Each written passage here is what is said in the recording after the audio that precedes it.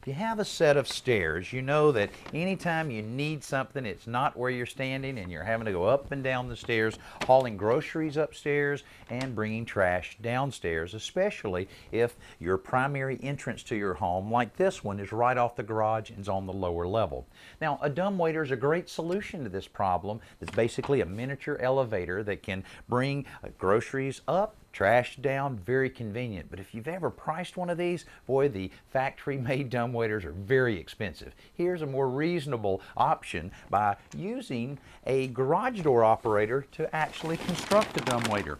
Now basically what we have is the garage door operator down below mounted to the wall, then the track continues right on up to the next level, and we have a little wooden tray here that's been constructed and attached with different brackets to the bracket that should be carrying or moving the garage door itself. So with all of this in place, you push the button and away it goes.